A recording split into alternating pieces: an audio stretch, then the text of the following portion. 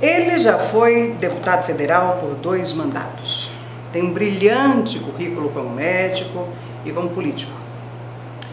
Foi o 47º ministro da Saúde do Brasil e deixou o Ministério da Saúde no dia 16 de abril, do ano passado, 2020. Nós estamos aqui hoje ao lado de uma figura que, quando saiu desse ministério, foi sob polêmica, uma polêmica que ainda hoje é comentada no Brasil inteiro e até nos principais países do mundo afora.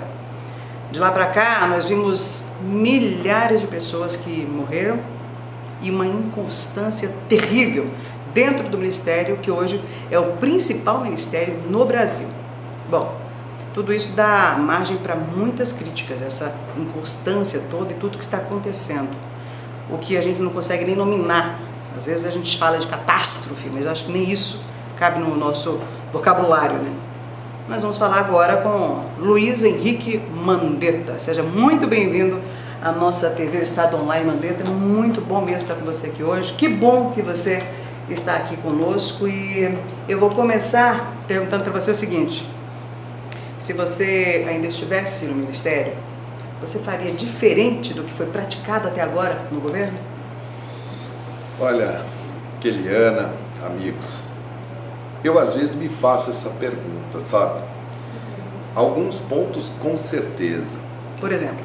Testagem, falar sistematicamente a verdade para as pessoas, continuar naquela linha científica. Agora, aonde eu acho que o governo mais vacilou e errou é que a ciência ia apontar a saída, e a saída para brigar com o vírus sempre foi vacina. Então ia chegar a hora que eles iam falar: olha, eu tenho aqui uma vacina, quer comprar? Nessa hora eu ia ter entrado igual aquela pessoa no deserto atrás de um copo d'água, eu ia comprar todas. Isso foi oferecido para o Brasil em agosto do ano passado. Para o Brasil começar a vacinar em novembro, para o Brasil acabar a vacinação dele em abril. Você acha que esse período já teria sido imunizado todo mundo? O Brasil é um dos países que tem já várias vezes demonstrado que é o maior país do mundo para entregar, para pôr a vacina no braço das pessoas. Os Estados Unidos estão vacinando agora e estão comemorando que vacinam 2 milhões de pessoas por dia. Nós já tivemos campanha de vacinar 8, 9 milhões de pessoas num dia. Nós temos 43 mil equipes de saúde da família, com geladeira, técnico de enfermagem, enfermeira, médica, agente comunitário, até no fundo do Vale da Amazônia. A gente consegue vacinar no meio do Pantanal, a gente consegue vacinar o Brasil inteiro. Nós somos bons, o Brasil é conhecido. Então os laboratórios, não é que eles queriam vender para o Brasil porque eles eram bonzinhos, eles queriam botar a vacina aqui porque ele ia pôr a vacina dele numa Ferrari, ela ia chegar rápido. E a gente ia cair a curva rápido e o mundo inteiro ia falar: siga o exemplo do Brasil para vacinar. Então esse eu acho que foi o erro. Assim, se você perguntar de tudo, eu poderia falar de erros aqui 1 hora. Mas assim, se você falasse assim, o erro capital foi aquela briga política de falar que era vacina do Dória, que era vacina, que não ia vacinar, que ia virar jacaré, que iam botar um chip na cabeça da pessoa, apostar no movimento anti-vacina em vez de ser no...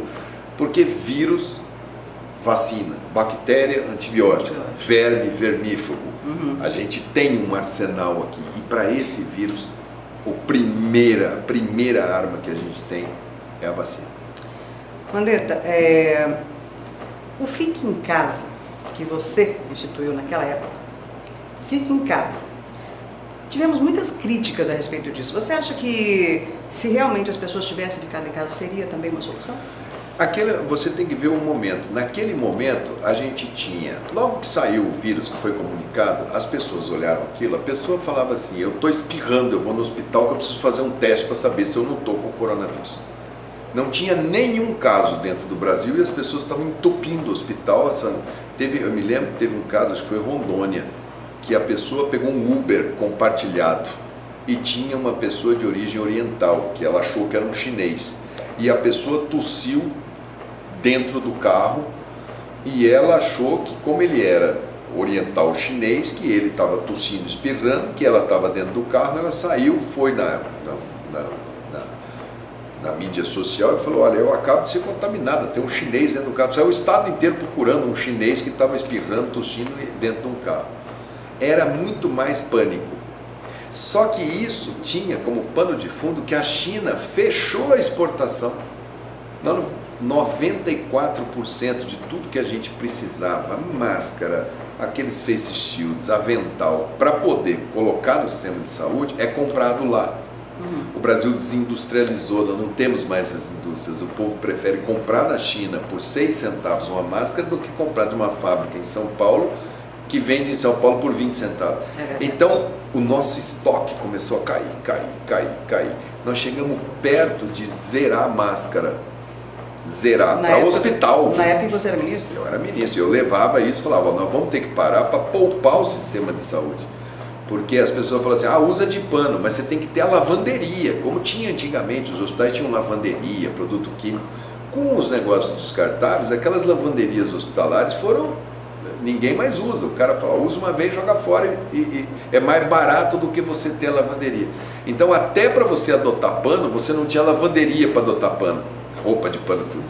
Então, naquele momento era segura, para a gente proteger, porque as pessoas estavam tendo infarto, estavam tendo apendicite, e estavam consumindo.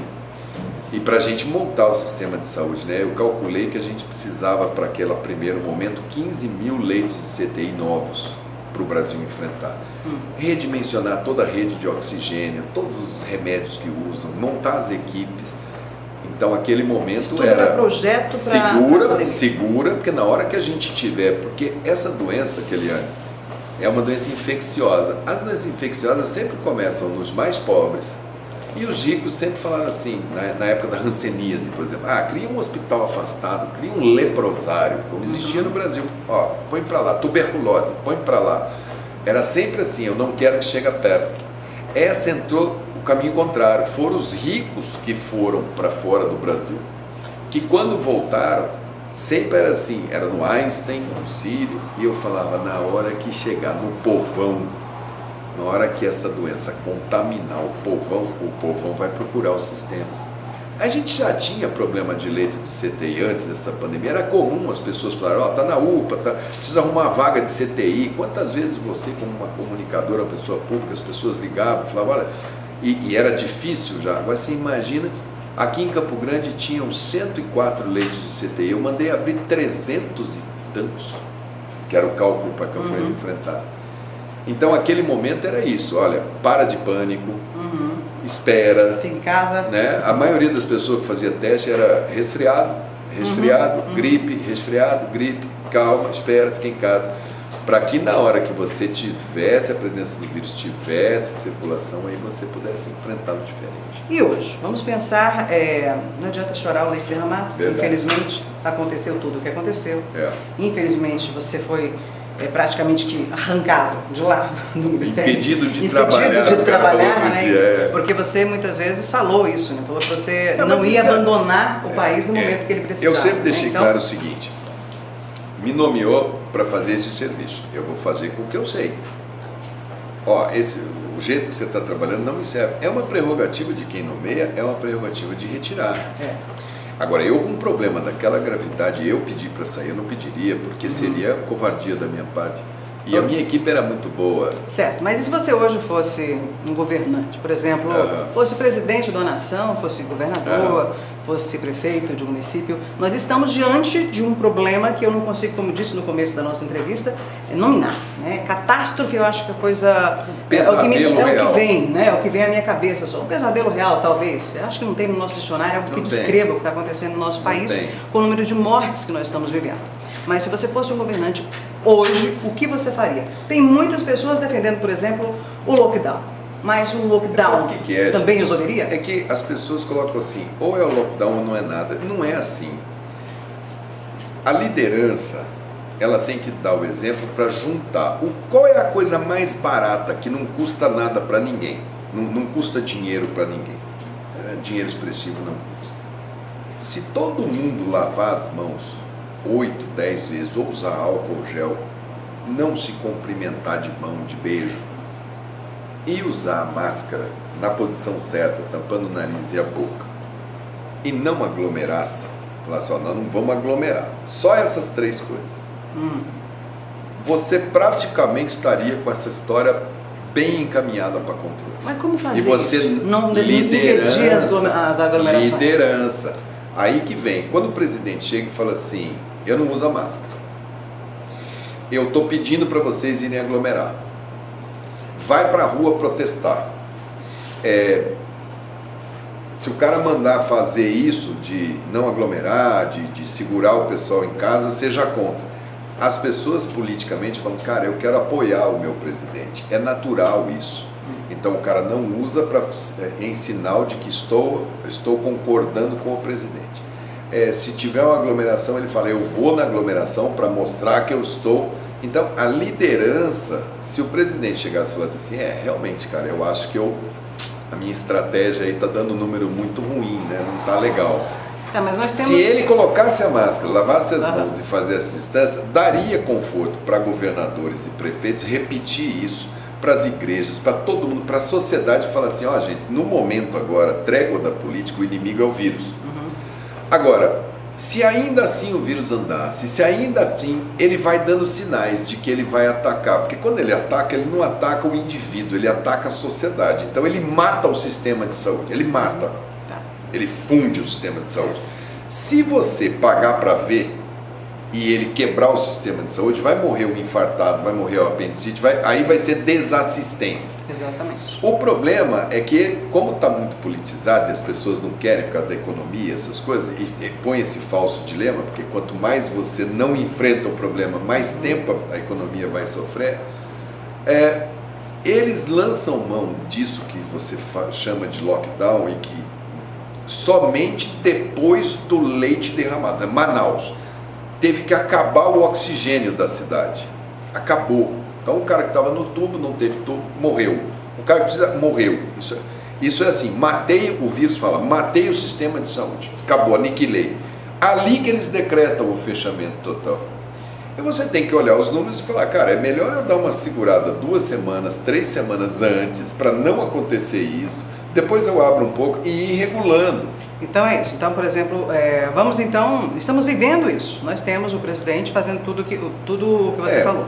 Aí nós temos também autoridades mais próximas do eleitor, mais próximas do cidadão, que é o governador, que é o prefeito, que são os deputados federais, né? Todo mundo com medo, tudo bem, do governo, mas vamos pensar, a responsabilidade de um governador, a responsabilidade de um prefeito que está aqui, bem mais próximo. Você nessa situação de prefeito, de governador e prefeito, das duas primeira formas. Coisa que a pessoa tem que ter para enfrentar essa doença é coração para proteger vida. Então ele tem que decidir em nome do que ele vai trabalhar. A minha reação é vida, pela minha formação, pelo meu modo de ser. E proteger a vida agora é fazer o quê? Se precisar lançar a mão de qualquer coisa que proteja a vida, você tem que lançar. Mas para isso, a primeira coisa que você tem que ter é uma equipe muito forte, você tem que saber. E se você tomar medidas, porque nós tivemos um presidente que colocou um ministro para não ser ministro. Ok, ficou com governador e prefeito. O presidente falou, bom, agora vamos atacar governador e prefeito politicamente, porque eles é que tomam essa decisão. Prefeitos foram para as urnas agora, em novembro. Como é que foi essa eleição? Gente falando para quem era do comércio, o cara que era candidato de oposição, eu não vou fazer nada, eu vou abrir tudo. Esse prefeito é um idiota, um louco, porque na política o cara fala o que o eleitor quer ouvir. Os caras que estavam no cargo e foram para a reeleição, distenderam tudo, parecia que durante a campanha estava... Não tinha mais problema. Falou o que eu queria, verdade. Parecia assim, olha, agora está normal. Quando acaba a eleição, nós entramos no mês de dezembro. Os que perderam falaram, isso não é mais comigo, isso é com o cara. O cara que estava lá falou, não, eu só vou mexer com isso depois que eu entrar. Então, dezembro nós entregamos para o vírus, por causa da eleição. Fizemos Natal, fizemos Ano Novo, né? O Ministério, como ele estava, para não ser Ministério, ele não falou da variante de Manaus, que eles já tinham descoberto em outubro, não deu um alerta nacional. Como caiu a ficha em Manaus, ele pegou os caras de Manaus, mandou um pouco para Campo Grande, um pouco para Cuiabá, um pouco para Recife, mandou em todas as capitais para tirar o povo de Manaus, plantou a cepa em todo o território nacional, ou seja, era óbvio que era só uma questão de tempo para essa cepa multiplicar e ocupar o território nacional como um todo, não gerenciou o risco. Veio janeirão quente, pô, eu vou num balneário, eu tiro férias todo ano, agora mesmo que seja difícil eu vou tirar, fome. Veio carnaval, cara, esse feriado é meu, eu vou pra fazenda, eu vou ali, eu vou juntar 10 pessoas, 3 pessoas, é pouquinha gente, é só gente íntima minha e uma variante dentro. Então, os governadores olham e falam assim, se eu for bancar os prefeitos que foram lá falar, o ano que vem a eleição de governador é a dele. Então a primeira coisa que o governante tem que decidir é se ele vai pensar nas próximas eleições ou nas próximas gerações. Então, se ele pensar nas próximas eleições, ele vai fazer o tudo para ter um discurso que, olha, eu vou fazer um pouco de medida aqui para contemplar o pessoal da saúde, vou fazer um pouco aqui para contemplar o pessoal de educação, um pouco aqui para isso.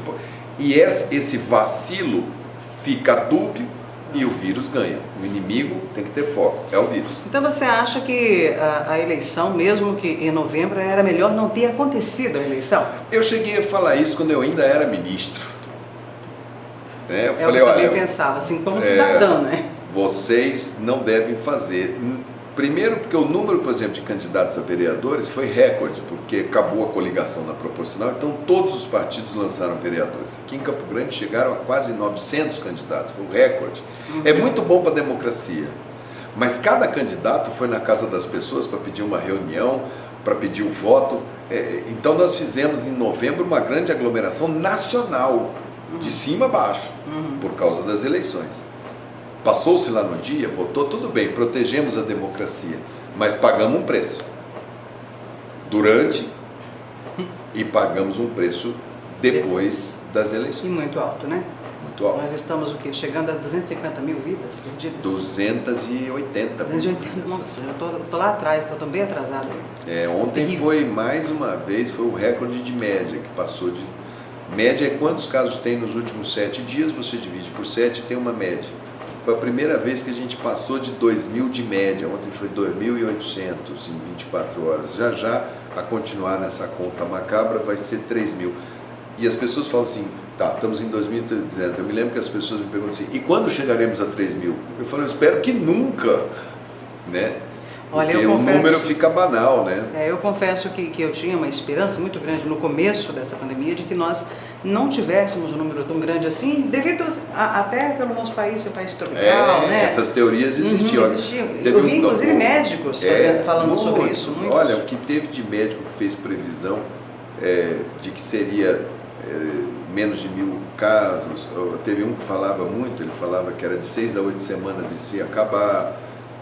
Teve médico que falava, olha, eu acho que esse remédio aqui resolve, o outro falava, não, meu remédio é esse, porque quando você tem essas situações, quando você olhar todas as epidemias para trás, acontece a mesma coisa.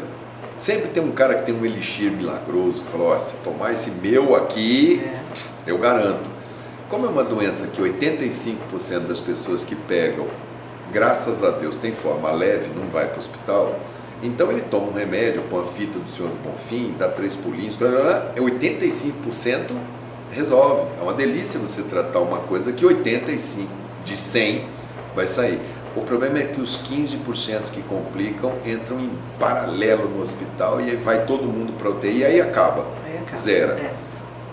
Hoje nós vemos aí que até crianças estão realmente pegando o vírus e tem crianças inclusive sendo internados, jovens morrendo. O jovem tinha uma sensação de que ele era quase imune, que era super-herói, agora está parecendo muito jovem. Mas o que está mais me preocupando, inclusive foi uma notícia que eu tive hoje, tem crianças internadas. Eu não ouvi ainda notícias sobre morte de crianças. É que a criança ela costuma evoluir bem, mas quando ela complica, que é uma síndrome, chama síndrome de Kawasaki, quando ela complica, essa síndrome é letal. Assim, ela é muito grave, não é que ela seja letal, mas ela tem alto potencial. Eu não sou da área da saúde, claro, mas eu sei que é algo que é muito difícil de diagnosticar, por isso que muitas vezes leva à morte, né? Isso, então, é inclusive um alerta para as mães. É algo que não estão encontrando o que fala com o médico. Né? Ela faz múltiplos pequenos sinais e sintomas e as pessoas não estão habituadas a vê-la. Agora que os médicos os pediatras começaram a falar para os pediatras e sair muito artigo, muita coisa, que os pediatras estão levantando as suas antenas para as complicações. Já melhorou. No começo era uma coisa do desconhecido. Eu percebi, Mandetta, que você, quando a gente fala sobre os números, fala sobre tudo isso que a gente está vendo, seu olhar, ele brilha, os olhinhos parece que dá uma fechada, assim. Te emociona, te entristece. Você se arrepende de alguma coisa, de ter tentado fazer alguma coisa para ficar no ministério, para ver se podia mudar isso? Como é isso? Eu fiz, Keliana, assim, o que eu aprendi na vida. Ali naquele momento não tinha político, não tinha nada. Tinha uma pessoa que tinha um conhecimento de saúde que colocou tudo que podia colocar daquilo que uma pessoa responsável faria. Deve ter tido erros para lá ou para cá, mas assim, a intensidade com que eu fiz aquilo dali foi muito grande. Eu fiz o melhor. Agora deixa aí, a história vai julgar. Mas eu não consigo, porque esse assunto, como ele continua vindo para mim, eu estou aqui com você, continua o assunto, já tem um ano. Né? Não tem um dia que eu não faça entrevista, live, essas coisas, com estudante, com não sei o quê, com fora do Brasil, com ministros de Estado de outro lugar. Está todo mundo, a humanidade, tentando achar uma saída para isso. Né? E aí você se envolve com isso, ao mesmo tempo eu perco minha tia, irmã do meu pai. Ao mesmo tempo eu estou com meu tio dentro da UTI. Ao mesmo tempo eu tenho uma filha que pegou, ao mesmo tempo eu tenho um primo que está doente. Então você está envolvido no todo e daqui a pouco ela bate na tua porta. Eu não peguei a doença. Minha mulher é médica, trabalha atendendo os pacientes diabéticos, que são pacientes que têm que ter muito cuidado com a doença. Meu filho é residente de medicina na Santa Casa, está no CTI, Covid. Nossa. E a minha sogra, que tem 87 anos, mora com a gente. Então nós fizemos um sistema assim de proteção para não pegar. Agora ela tem 87 anos, ela já tomou as 2 doses, ótimo. Eu tomei, o meu filho tomou a primeira, minha mulher tomou as 2. Mas foi um ano em que todo dia, para entrar ou sair de casa, eu pensava muito, vou sair para quê? Para ter que voltar e todo um protocolo dentro da casa, porque seria terrível. Meu pai tem 90, vai fazer 90 daqui a um mês. Minha mãe tem 84. Tem meses que eu não vejo. Minha mãe fez 65 anos de casada, festa pronta, paga, família toda há 2 anos cotizando lá para vamos estar todo mundo junto. Era 6 de setembro, não vai ter. Sua mãe desmancha, chora.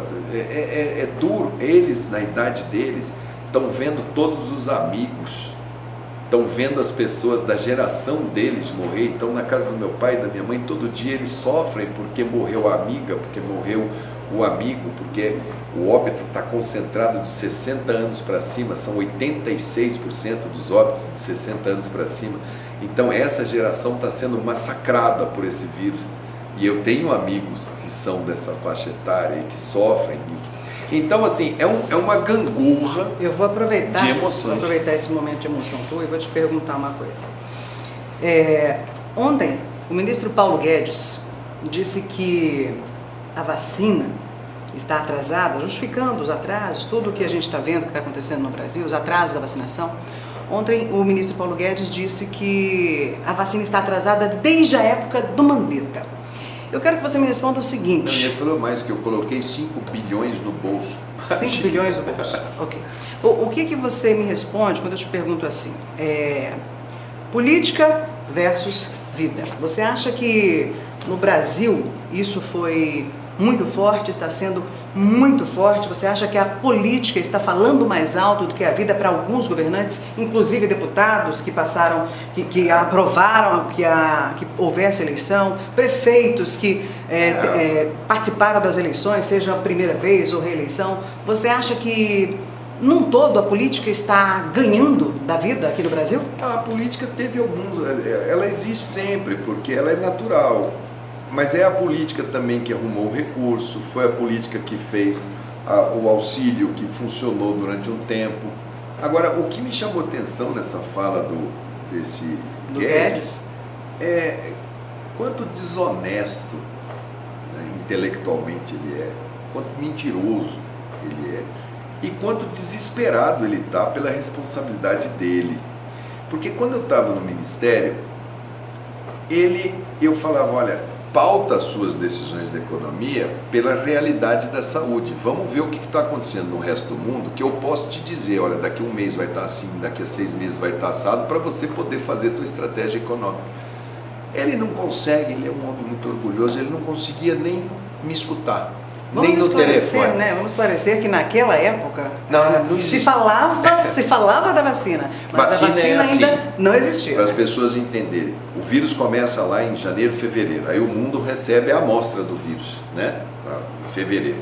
Aí alguém tem uma ideia e ele escreve uma fórmula lá num papel, ó, eu vou misturar isso com aquilo, vou fazer assim, assim, assado. Ele faz primeiro aquilo, aí ele fala para o povo da pesquisa, lá para os comitês, olha, vou testar uma vacina no rato. Aí ele dá aquilo no rato. Se os ratinhos não morrem, viveram e fez anticorpo no ratinho, pelo menos não matou. Aí o cara fala, analisa aquilo, aí o cara fala assim, então tá, agora você vai selecionar não mais do que 100 pessoas. Normalmente são as pessoas que estão no entorno da pesquisa, os pesquisadores são os primeiros que vão para essa crucial, que é o primeiro humano que vai tomar aquilo dali. Eu fui impedido de trabalhar, como eu falo, fui exonerado, fui demitido, se vocês quiserem saber, no dia 16 de abril. Não havia nenhum humano que tivesse sequer ido para a fase 2. O pessoal estava fazendo fórmula ainda e estava nos ratinhos. Em maio eles fizeram o primeiro humano a ser testado. Quando foi em junho mais ou menos, eles falaram, olha, concluí aquelas 100 pessoas, não morreu, teve anticorpo, não teve anticorpo, aí eles pedem autorização para fazer a fase 3, que é quando eles falam, eu vou vacinar 15 mil. Isso é julho. Em agosto eles falam assim para os países, ó, a fase 1 minha foi assim, a fase 2 foi assim, eu estou na fase 3, quer comprar? O Brasil recebeu todos eles em agosto. Eu saí em abril. Ele falou, o Mandetta tinha 5 mil, eu abri 15 mil leitos de CTI com os governadores, com os prefeitos, está aqui o recurso, compra os equipamentos, monta equipe. Olha, equipes de CTI no Brasil inteiro usando aquele recurso. Muito bem. Ele tinha 1 trilhão e 800 bilhões, porque ele é hoje o ministro mais poderoso no dinheiro, tudo, ele tem todos os caixas na mão dele. Os laboratórios foram atrás dele e do governo, falaram, ó, isso aqui é a saída para a economia, porque cada dia que a economia fica fechada sofrendo, os outros países vão liberar e vão andar. Mês que vem vocês vão ver a Inglaterra liberando, daqui a uns 40 dias os Estados Unidos vai estar liberando, a Europa liberando e nós vamos estar fechados. Então nós vamos ficar parados e eles andando, quer dizer, vai ser pior. Então o cara da economia, ele, com o ministro da saúde que não sabia nada, porque não era do ramo, vacilando, ele não teve a capacidade de falar, olha, eu quero comprar essa vacina em nome da economia, independente de qualquer coisa, de presidente, vou comprar essa vacina. Então eu acho ele desonesto, acho mentiroso, eu acho que ele não está à altura do cargo. E eu acho que esse tipo de afirmação que ele faz, tem lá no Senado, já tem 38 assinaturas pedindo uma CPI da pandemia, que o governo não quer que abra de jeito nenhum, está lá fazendo pressão para não abrir. Mas eu acho que com essa fala do ministro Guedes, ele deveria pedir para abrir. Eu estou pedindo.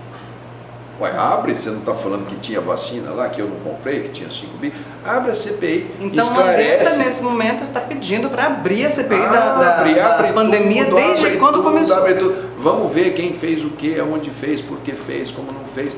Quer fazer isso? Porque se agora falar isso como um boquirroto que está tentando se manter no cargo, que não entrega nada, que é um animador de mercado, querer tirar, falar assim, não, o culpado é o Mandetta, numa época que não existia vacina, ele devia ter comprado vacina, isso é vergonhoso e perde credibilidade aqui dentro e perde credibilidade lá fora, porque uma pessoa que é capaz de manipular uma informação tão facilmente de você, qualquer criança de ensino fundamental fala, mas tinha vacina? Não, não tinha, como é que ele ia ter comprado?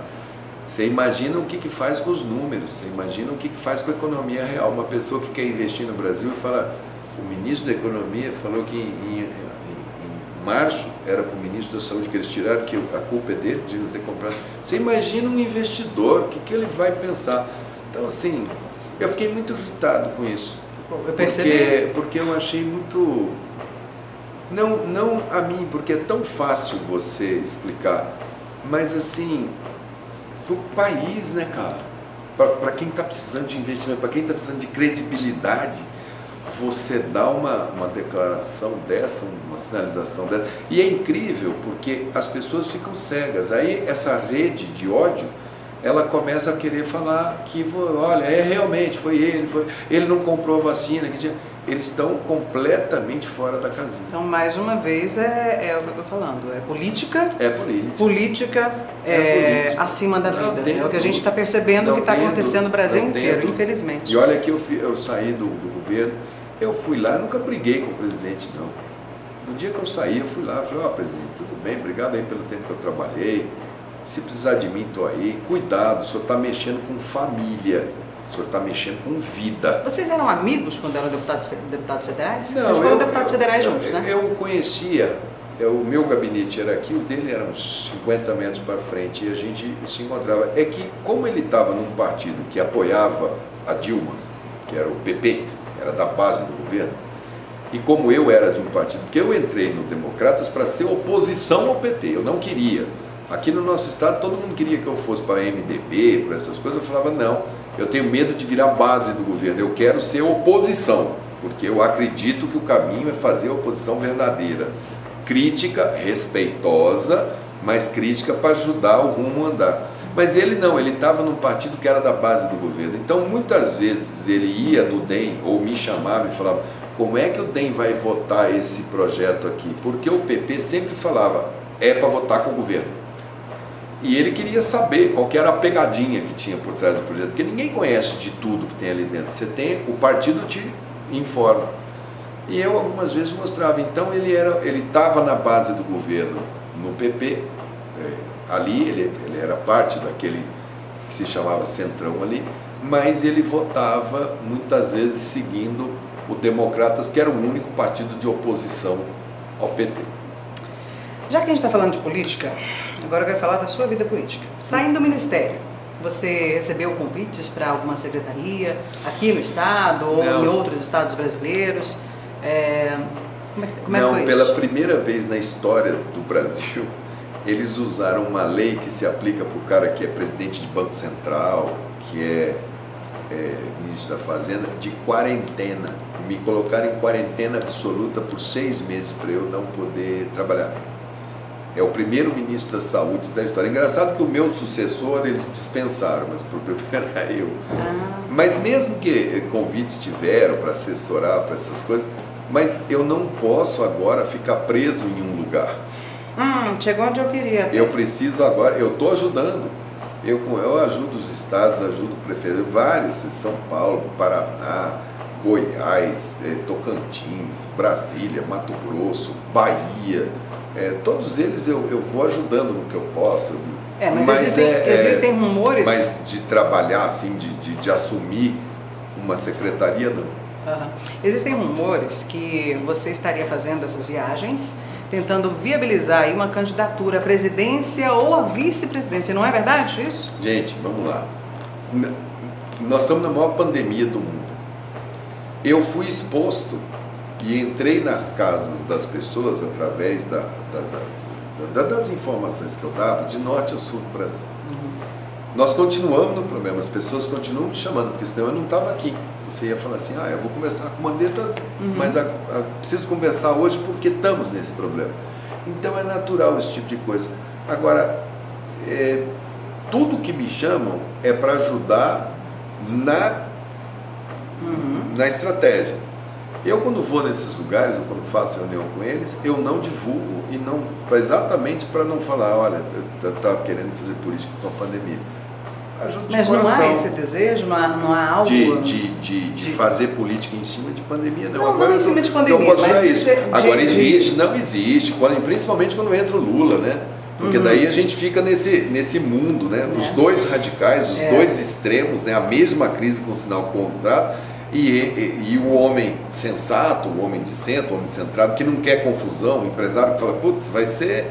Se um dos dois ganhar, eu não sei quem que ganha um do outro, mas que vai ser mais crise, o Brasil perde. Então está todo mundo procurando quem tem capacidade de cicatrizar, de falar, olha... Inclusive o seu partido. Aí o meu partido, meu nome, e aí tem mais uns 8, 10 nomes, tem muito nome, tem uma sopa de letrinhas, sopa de nome. A primeira coisa que mas tem que ser... Mas os que mais se destacam hoje é o seu, do Moro. Mas a primeira coisa disso, que tem que ter, para quem quer enfrentar esse problema, é você ter a visão forte do Brasil, você ter convicção do caminho, ver as convicções e todo mundo se juntar em cima daquelas convicções. É preciso baixar a temperatura, é preciso juntar o país. E todo mundo tem que estar desprendido. Se todo mundo quiser sentar na mesa e falar assim, o candidato é fulano, ou é Beltrano, ou eu sou o candidato, aí não vai para canto nenhum. Então o que você acha que tem que ter eu estou aí para união? ajudar, estou aí para ajudar. O que eu puder fazer para ajudar agora, se eles olharem e falarem, olha, precisa ser você, ou só eu quero fazer campanha para alguma coisa que eu acredito. Pode ser como candidato, você entregando o santinho lá no viaduto do chá, aqui no bar do Zé. Para mim, eu vou viver como cidadão, sempre vivi. Não precisa. A última eleição eu não quis ser candidato. Por quê? Inclusive eu fiquei não assim... Não acreditava em ninguém. Já foi o primeiro, depois o segundo mandato. Não acreditava em ninguém ali. Não acreditava. Aqui no meu estado, onde eu estava, nada me encantava. Então, se não me encanta, por que eu vou ter que... O que me obriga? Se é obrigado, não, você é deputado, você é obrigado a ir para a reeleição. Mas quem? Onde é que está escrito isso? Eu não vou. Vamos falar então do Mato Grosso do Sul agora. Como é que é o olhar do político Mandetta para o Mato Grosso do Sul em 2022? Também uma possibilidade de uma candidatura a governo ou não? Um apoio realmente a fortalecer mais ainda a família? O que seria o olhar do Mandetta para 2022 no nosso estado? Eu acho que a primeira coisa que a gente tem que ter é cada um ter a percepção do que o estado está precisando. E o que está precisando? Eu acho que Mato Grosso do Sul precisa atravessar a ponte. Nós vamos ter que ter gente que sai daqui, que vai para Brasília, que entre nos ministérios, que faça política, que conheça ministros, que se precisar pega o avião, vai na China, vai nos Estados Unidos, vai na Europa, porque nós estamos ficando nesse muito para dentro. E a logística do Brasil, as ferrovias, as rodovias, elas estão passando à margem de Mato Grosso do Sul. Nós estamos virando um cotovelo para cá. E nós estamos pondo a nossa única ficha na construção da ponte de Porto Murtinho para inaugurar uma ida rodoviária. Nós temos uma ferrovia que corta o nosso estado de leste a oeste, que entra dentro da Bolívia, está apodrecendo no olho, na cara da gente, e a gente nada faz. O Mato Grosso do Sul precisa aumentar a diversificação dele de ativos. A gente tem duas regiões, enquanto o eixo da serra está bem resolvido, Dourados, com a matriz econômica do agro pujante, com soja, com agricultura, e ela tem que ir, mas nós temos uma região norte, na região de Coxim, onde nós estamos ainda com a pecuária, aquela pecuária concentradora, com pouca oportunidade. Então nós temos assimetria, então tem que ter diferentes matrizes econômicas. Para isso eu acho que essa geração de políticos que está aí já tem muita gente que já tem essa visão mais aberta.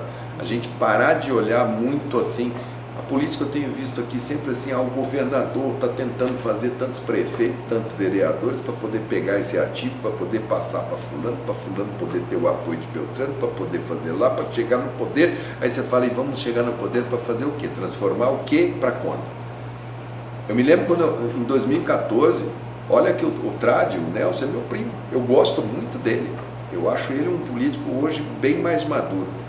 Eu não fiquei com ele, eu apoiei o Reinaldo porque eu achava, cara, é a nossa geração, vamos fazer diferente, olha que beleza. Vamos ter o PT aqui, esse outro PMDB aqui. Mas você se arrependeu?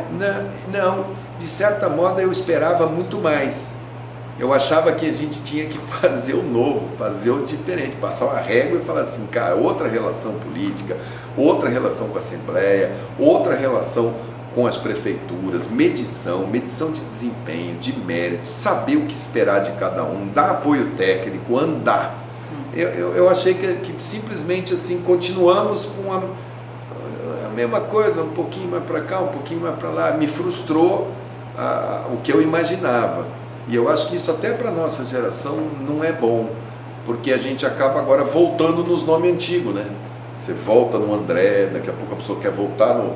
Daqui a pouco vamos ressuscitar o Wilson Martins, tem gente que sonha com o Petrocian, e quando a gente tinha que estar sonhando... Para frente. Para frente. Futuro. Mandetta seria o futuro do Mato Grosso do Sul? Eu não sei, eu sou um menino nascido aqui e ando no Mato Grosso do Sul, em todas as cidades tem um pedaço de mim e eu sou um pedaço delas. Está pronto para enfrentar uma candidatura, caso seja proposta? Eu vou discutir essa história de Brasil, de pandemia para qualquer lugar. Eu vou tentar colaborar com o Brasil. Eu não deixo Mas se de Deus pensar quiser, a pandemia esse ano já acaba. A eleição só ano que vem. Eu espero que a gente passe por isso e que as coisas fiquem mais calmas. E espero que, enquanto isso, essa classe aí pense bem fora da caixinha, pense numa coisa nova para ver se encanta para a gente ir. Se não encantar, se não tiver nada, você tem duas coisas que você pode fazer. Ou ficar como cidadão, você fica em casa. Eu, na última eleição, não participei. Ou enfrentar. O que encantaria o Mandetta, então, para que ele enfrentasse? Uma moçada nova, uma política de inclusão digital, pós-4G, de startup, de polo de tecnologia, de geração de emprego de vanguarda para a moçada daqui que ainda está aí, coitada. Quando chega uma empresa aqui, eles trazem a mão de obra de Santa Catarina, de São Paulo, e a gente põe os nossos meninos aqui para ser porteiro, para ser motorista. Isso que é o emprego que está dando para o nosso jovem. Quer dizer, colocar esse cara para ser... eu quero que ele seja um must, eu quero investir nele para ele falar assim, cara, agora eu invisto no meu estado. Hoje não tem mais barreira. Eu falo com o mundo inteiro hoje. Segunda-feira eu estava falando com aquela Amampura, aquela Cristiane, eu falo com o Canadá, eu falo com a Itália, daqui de Campo Grande um aparelhinho desse tamanho, acabou a distância. Olha a oportunidade que tem de revolucionar o agro com a questão da tecnologia nas fazendas, que anda pouco, a gente ainda está ali engatinhando nisso, e a gente tem um agro tão bom, quer dizer, se a gente juntar valor nisso, a gente ainda está falando assim de coisas muito primárias, né? Isso me encantaria, um projeto desse. Por que não dá para a gente chegar e falar assim, olha, pelo menos as crianças do meio rural, criança, eu vejo na minha fazenda, criança acorda 4 horas da manhã, 3h30 da manhã, quando é horário de verão, então é uma maldade. Saem de casa para o ônibus passar às 5 horas da manhã, num frio danado, criança vai com o estômago vazio, chega, passa, viaja aquele ônibus em tudo que é fazenda, chega finalmente numa escola, chega lá, dá um pão com manteiga para ela 9 horas da manhã, quer dizer, as primeiras 2 horas que ela está lá, ela está anêmica. Quando dá 11 horas da manhã, acabou a aula, agora pega um ônibus para voltar para casa. Pelo menos as crianças de meio rural, entra com eles 8 horas da manhã para entrar 1 hora mais tarde, mas fica com eles em período integral até 4 horas da tarde, já volta essa criança alimentada, já faz o período da tarde, faz o reforço escolar, faz a prática esportiva, porque eles são os que ficam mais atrás na educação. Eles são os que têm o pior português, a pior matemática. Eles não têm, na casa dos pais deles, que os pais consigam dar aquele empurrão. Então, assim, coisas relativamente simples. O ensino médio, a gente vai fazer profissionalizante para valer. Uma colheitadeira dessa que está rodando lá em Dourados custa 2 milhões, 3 milhões. É um computador, é agricultura de precisão. E a nossa menina do campo está ali, mal e mal, dirigindo um cinquentinha. Então, assim, isso me encantaria. E isso eu falaria, cara, com quem que nós vamos fazer isso? Eu saía de casa, eu punha sapato cedo para andar. Agora, essa mesmice, sabe? E aí o cara olha para mim e fala assim, mas você tem apoio do prefeito? Então, por que não colocar, já que você tem tudo isso na cabeça, não colocar um nome também? Eu acho que a gente deve fazer o seguinte, tudo na hora certa. Agora, o que eu mais posso ajudar é o que eu estou fazendo. Eu estou tentando... Eu estou aqui falando com você, tudo bem, eu falo de política, mas é para lavar as mãos, para usar máscara, para guardar distância, se possível não aglomere. Mas eu preciso trabalhar, não tem jeito, vê o melhor horário do ônibus, distancia, guarda a distância, porque nós estamos num momento muito ruim. Se tiver vacina, vacine. Eu tive amigos que, por conta da política, não vacinaram os pais. Vacina sim, pelo amor de Deus, gente. Eu tenho amigos que caíram naquele negócio de negar tanto, que não vacinaram e os pais morreram. Meu Deus. Pai e mãe. Porque quando não pega, pega 90 anos. Eu também tenho amigos que perderam o pai e mãe. Pois é, então assim, vacina, leva seu pai. Foram eles que levaram você para você não ter paralisia infantil. Porque antigamente sarampo, cegava, matava. Ixi, difteria, varíola.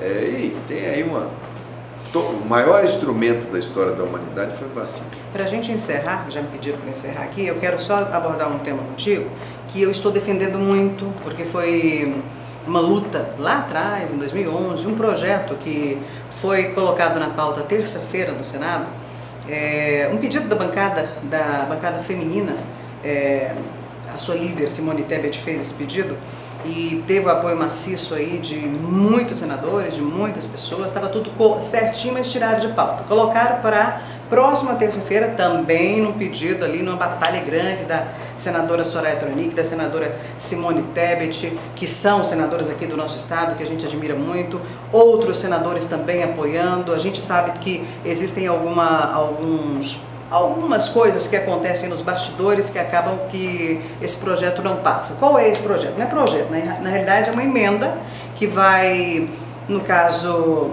sancionar, dar uma pequena multa para aquele empresário que teima no desconhecimento, na ignorância, ou realmente naquela economia medíocre de pagar um pouco menos para as mulheres do que para os homens, no mesmo cargo, na mesma função, com a mesma carga horária. O que você pensa a respeito disso? Na próxima terça-feira, pelo menos foi o compromisso do presidente daquela casa na terça-feira, que seria o primeiro item de pauta para ser votado. O que você pensa a respeito disso, para a gente encerrar? Eu acho que a primeira coisa que a gente tem que ter é a constatação do problema. E o passo seguinte é saber por que ele acontece.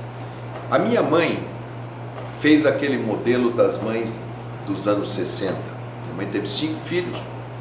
Foi fundamental na minha criação, cuidou dos 5 filhos, fez aquela coisa típica das mães daquela geração dela. Mas foi na geração da minha mãe que a mulher entrou no mercado de trabalho.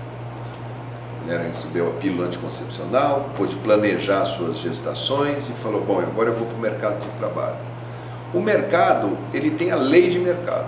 Então você tinha 500 mil trabalhadores homens trabalhando, e de repente entraram 500 mil trabalhadores mulheres. Então o mercado olhou e falou, onde antes um homem tinha que ganhar 10 mil reais porque ele tinha uma família para sustentar, agora eu ponho a mulher aqui do lado, pago um pouquinho para ela. A mulher pegou aquela oportunidade com tanta gana que ela começou a ocupar faculdade, começou a ocupar curso, e ela é muito mais disciplinada, muito mais focada. Ela começou, e o homem que era desse tamanho e a mulher assim, a coisa começou a subir. Se você olhar o quadro da formatura do meu pai, que tem 65 anos de médico, tem 2 mulheres numa turma de 100. Na minha turma já tinha 60 homens e 40 mulheres. E na turma do meu filho, que formou 2 anos atrás, tinham 70 mulheres e 30 homens. Então as mulheres se apropriaram daquilo dali. Essa distância foi diminuindo na ocupação, e está diminuindo cada vez mais. O mercado agora está passando por uma fase que ele está olhando e falando assim, é mulher, é homem, é bom para isso? E ele está pagando o que o mercado está andando. Eu não sei, Keliana, se fazer uma lei que fala assim, é obrigado a pagar literalmente igual. A lei já existe, ela só não é cumprida em alguns momentos. Eu não sei se está na CLT desde que ela foi feita. Eu não sei se isto é o que vai resolver o problema, ou se é esse caminho que a mulher está fazendo. A mulher está ficando melhor, ela é melhor funcionária, ela se adapta a qualquer ambiente. Tinha lugar que o cara falava assim, não, motorista de ônibus jamais será uma mulher. Pô, tá aí cheio de mulher motorista de ônibus. Piloto, eu ontem estava chegando aqui em Campo Grande, todos os comandantes que estavam pilotando o voo da Gol ontem eram mulheres, não havia nenhum homem dentro da cabine, e eu me senti super, porque eu acho a mulher muito mais atenciosa a detalhe, muito mais atenciosa ao cuidado. Quantas cirurgias que eu entro aqui, que é anestesista mulher, cirurgia mulher, antigamente falava, não, cuidado, a mulher muito mais cuidadosa no ambiente cirúrgico. Enfim, eu acho que ela está, daqui a pouco, se a gente fizer por lei, daqui a pouco o que vai acontecer com o mercado e com a mulher se capacitando, estudando mais, sendo mais comprometida, daqui a pouco vai ter alguém querendo fazer uma lei contrária, falar, opa, o homem já está porque vai ficar para trás. Na realidade, a lei é para isso, não é beneficiando a mulher, porque hoje a mulher é a prejudicada, ela é quem recebe menos. Isso aí, segundo o relatório do Paulo Paim, tem setores em que a mulher ganha 61% do que os homens. É uma constatação. É uma constatação mesmo. Agora, se você olha da onde que veio isso,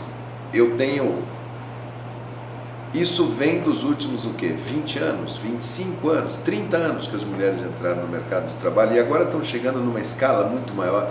Agora que fez o primeiro ciclo entre a menina que entrou no prezinho, se capacitou, formou e está se apresentando para o mercado. Agora é o primeiro ciclo. A tendência... Você acha que seria mais sensato que o projeto realmente ficasse quieto e aí a gente conquistasse isso aos poucos? Eu não conheço o texto, eu só acho assim, é obrigado ser desse jeito. Eu tenho medo de eventualmente a gente chegar e falar assim, isso vai acabar prejudicando. Eu não sei, eu não conheço o texto, eu teria que ler. Mas eu vejo muitas vezes a intenção do legislador ser de um jeito e o resultado final ser outro. Mas acho que todas as afirmações, todas as políticas que promovam mais a participação, a presença da mulher, até na política.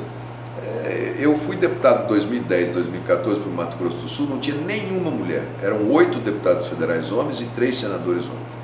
Quando tinha as reuniões da bancada feminina no Congresso para a pauta das mulheres, Mato Grosso do Sul tinha que ser representado por alguém. Como eu era o único de política social que lida com o SUS, que lida com família, eu era da Comissão de Seguridade Social e Família, eu era o representante. Então eu ligava aqui para a coordenação das mulheres aqui e falava, como é que vocês querem que vote? E elas me faziam ir com a camisa cor-de-rosa. Então naquela reunião eu ia de rosa para simbolizar a presença de Mato Grosso do Sul. Aí em 2014, 2018 já tinha a Tereza. Estou falando Câmara, tá? O Senado era Simone. Mas 2010, 2014 não. Então eu acompanhei muito de perto, muitas leis, muitas legislações, muita questão do Minha Casa Minha Vida. Porque eu sei que você conhece bem de leis. Eu acho que todas essas legislações que promovam igualdade, que promovam proteção, que promovam cidadania, participação, eu acho que elas são fundamentais. Eu não conheço o projeto, eu acho assim, algumas coisas que a gente quer fazer por lei, elas vão acontecer por conquista, elas vão se impor, não tem como ela não se impor. Então tem que olhar direitinho para a gente ver de onde que a gente está vindo e onde que a gente vai chegar. Eu tive acesso ao texto e o texto apenas diz isso, que já existe a lei já existe também o que acontece hoje, que é essa disparidade aí, e as mulheres é que são as prejudicadas, principalmente as mulheres negras. Isso aí foi segundo o parecer do Paulo Paim, mas o texto diz apenas que o empregador, tendo conhecimento disso, e não praticando o que diz a lei já há 80 anos, que os gêneros têm que ser iguais, né, receber igual, ele seria multado, no caso, 5 vezes o valor dessa diferença durante o contrato de trabalho. Mas isso daqui para frente, não para trás. Eu acho que tudo é conquista. Olha, você tem uma ideia como que a mulher luta? A mulher não tinha direito a voto. A mulher até os anos 60 só podia trabalhar com permissão do marido, acredite se quiser. Somente em 2002 que a não virgindade passou a não mais ser motivo para anular casamento. Olha, 2002, eu não estou falando assim que era eu não estou falando de uma coisa que é do século passado, não. Somente em 2006 é que veio a Lei Maria da Penha para dizer que a violência brutal contra a mulher era sim crime. E que não era passível, era de reconhecimento público, você tinha que acionar. Ainda assim, vários tribunais aceitaram durante muito tempo a retirada da queixa. Nós tivemos que dizer depois, não, essa queixa é incondicional, porque a mulher sofria. Somente no final do ano de 2010 que nós começamos a ter as primeiras delegacias especializadas na mulher. Somente eu estava lá, eu lutei tanto para a gente votar a lei do feminicídio, porque a morte de mulheres por motivo torpe, motivo de insegurança masculina, do homem que não está se entendendo, que está achando que está sendo diminuído, e ele mata a pessoa por ciúme, por não deixar essa mulher viver a vida dela, se reorganizar. Só ali que a gente tipificou o crime de feminicídio para apontar o dedo para isso. Então, eu vejo esse projeto, eu não estou lá dentro na discussão, mas eu vejo assim, essa história é uma história que tem que ser acelerada. E ela é uma luta de toda a sociedade, não tenha dúvida. Mandetta, muito obrigada, a entrevista foi muito rica, eu fiquei muito feliz de falar com você. Também. Pela primeira vez te entrevistar, eu realmente gostei demorou. bastante, né? Bastante tempo. Mas antes tarde do que nunca, na verdade. Suas últimas palavras aí, suas últimas palavras aqui para nosso telespectador, as pessoas que estão assistindo a gente. Lave as mãos, use máscara, mantenha distanciamento de 2 metros, igual eu estou dela aqui. Exatamente. Eu já tomei a vacina, 2 doses, porque senão não entro no hospital que eu trabalho. Ela já teve a doença, mas estamos mesmo assim a 2 metros, não estamos usando máscara para facilitar a comunicação, mas, e se possível, não aglomera. Quanto menos juntar com pessoas agora, é o que você pode fazer e que não custa nada, não vai ser ruim para ninguém, nem para a política, para nada. Todo mundo ganha. Podendo vacinar, vacina. O pessoal da saúde não perca uma dose. O pessoal que está nos hospitais aí, minha solidariedade às famílias, a esse momento de apreensão, a quem perdeu o ente familiar, que está lutando. Eu também estou nessa luta junto com vocês. E aos médicos, enfermeiros, fisioterapeutas, biólogos, farmacêuticos, enfim, todo mundo que está lá na linha de frente, muito obrigado, meu respeito e a minha solidariedade a vocês. Vamos lutar, porque essa luta é de todo mundo. Acho que é por aí. Muito obrigada. Valeu.